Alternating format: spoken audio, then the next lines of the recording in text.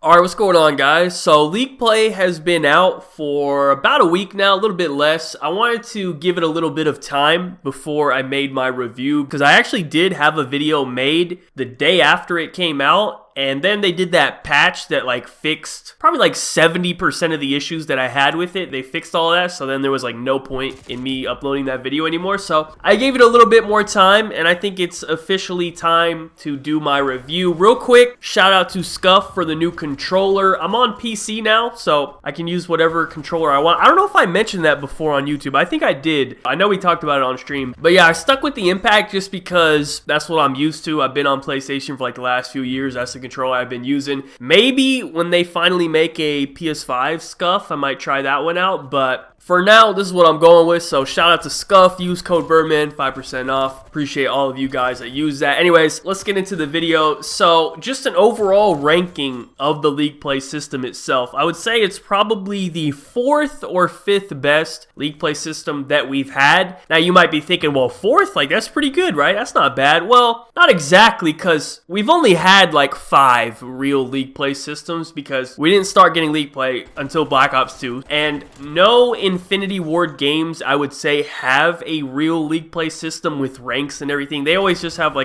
playlist they throw in there that they don't really care about, you know what I mean? It's pretty much just the Treyarch games and World War II. And as far as all of those games, this is probably the worst one, I would say. Maybe Black Ops 3 was worse, you could argue, I don't know. But if I were to do a ranking, and I'm talking about the League Play system, not the game whatsoever, okay, when I'm talking about this. I'm talking strictly the League Play ranking system. World War II is the best one, then Black Ops 2, then Black Ops 4, and then this game and Black Ops 3 are at the bottom. Which is kind of weird because this system is actually copied exactly from Black Ops 4. I don't know why they chose Black Ops 4 to copy it from. They would have been way better off copying it from Black Ops 2. Honestly, they should have copied it from World War II, but from whatever reason, the Call of Duty developers, they don't like sharing with each other. They don't like helping each other. It's almost like they're competing against each other when they should be working together to make Call of Duty better. You know how much better Call of Duty would be if Infinity Ward could take all the good aspects of a Treyarch game and put that in their game, and then Treyarch could take all the good Infinity Ward stuff and implement that in their game. You know how much better Call of Duty would be every year if they shared with each other? But for whatever reason, they don't want to do that. Like I said, it's the same system as Black Ops 4, but it's actually significantly worse, I would say, because they don't have the correct rules. Now, it's definitely way better than when it started. The first day was basically 4v4 pubs. It was terrible. They had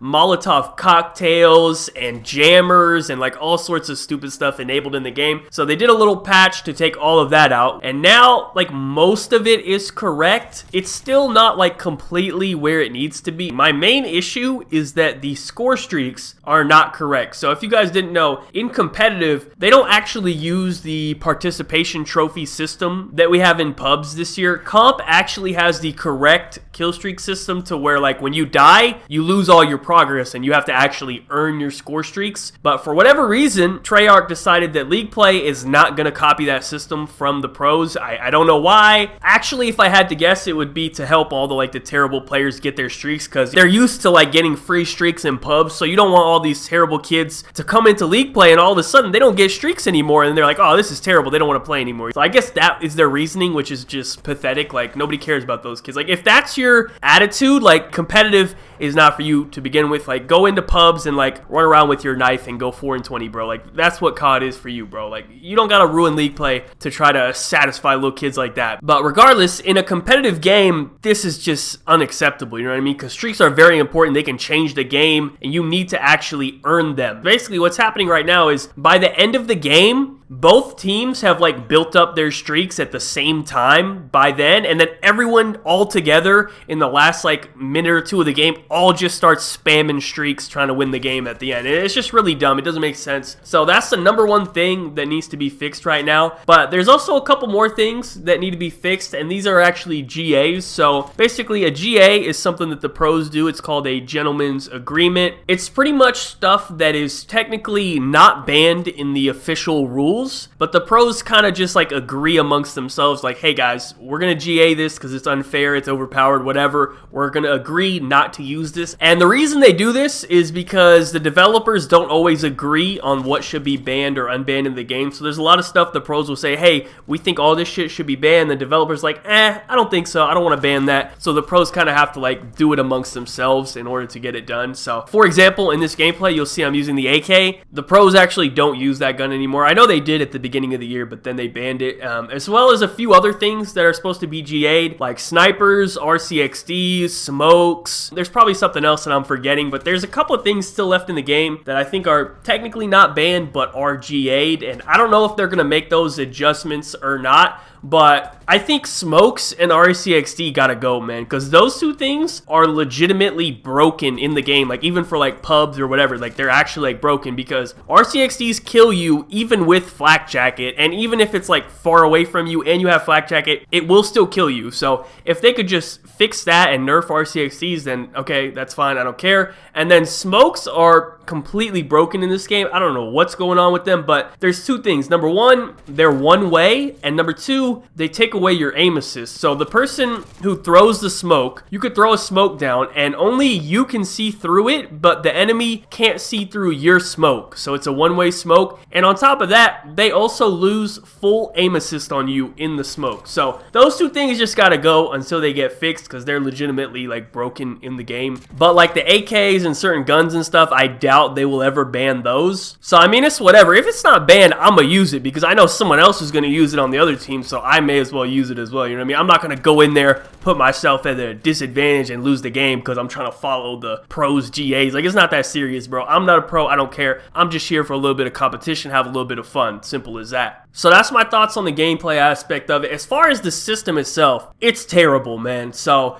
basically, this gameplay is from event 1. Basically, during the week, there is one event, and then during the weekend, there is another event. Each event has like a ladder, and then it resets, and then there's a different ladder on the weekend. So originally, I think the ranks were really bad. It started me off in Elite, and I know there were a lot of pros who were like getting put in the lowest division, even though they were winning their placement games and playing well or whatever. Like, it just didn't make sense. But then they actually tweeted out that there was an issue, and they made some adjustments to the ranking system. And now on the new ladders, I believe it's more accurate because now it put me in Masters, and when I get matched up against other like Masters players, like they're all pretty good. Whereas before, I would play some competitors that were like really good, and then I would go up against Masters who were like above me at the time, and they were terrible. They would get shit on, so it's like, it doesn't make sense. But now it seems a lot more reasonable. I'm sure it's not like perfect, but I think it's definitely a lot better than what it was originally. But the system itself just doesn't make sense. So basically, you have two separate rankings. You have your gem ranking, which is your skill division. You have competitor, which is the bottom 50%, and then the top 50% is broken down into tiers. So you got advanced, expert, elite, and masters. So this part is normal. This is good. The next part is the very confusing part. And I say it's confusing because it's hard to really even say who's ranked above who. Instead of just like making it simple and giving everyone a number like 1 through 2,000 or whatever for each division. Like, I don't know how many people play this shit, but instead of doing that, they do it like this. I'll put it up on the screen, but basically like where you finish in your ladder at the end of the event, you get a certain amount of gems that will upgrade your rank, so you can go from bronze to silver to gold or whatever. But at the same time, there's also different animals, which I think these are more of a grind to advance, but like basically the more you grind, the better animal you get. But at the same time, like, you could see like a gold scorpion versus a silver eagle, both of them in master, and honestly, I don't know who's higher ranked in that situation. It's just not very clear at all. It's pretty much based on time, not skill whatsoever. When I join a lobby, pretty much the only thing I pay attention to now is the gems on the other team. Other than that, I couldn't tell you like where everyone is ranked in the lobby. Like, I don't know who's ranked above who when it comes to everything else, because it's just very confusing and it just doesn't make sense at all. So it's just not very like motivating to grind because you don't really know where you're ranked. You know what I mean? Like, if you had a number, you could see like, okay, I'm 300th in the Masters division. I need to try to grind a little bit more, get top 100 or whatever. That would be cool, you know what I mean? But the way they have it right now, like, you don't even know where you stand, really. So there's no real, like, motivation to grind it. At least for me personally. Like, I've basically just been playing for fun. Like, I see people on my ladder who have, like, 7,000 points and shit. Like, I don't know, like, how y'all got the drive to do that. Like, I'm good on that. I'm not playing League Play for 12 hours a day so I can switch from a scorpion to a lion. Like, I don't care. So that's pretty much it for my thoughts on League Play. I will say one thing. The competition is pretty good, man. Y'all remember back in, like, Black Ops 2, I used to upload all those Road to Masters, right? I would get rank 1 Masters solo, like, every season, like, pretty easily. And y'all saw all the games. Like, I uploaded all of them. Like, it was rare to run into, like, real comp back then. But now it's pretty different, man. Like,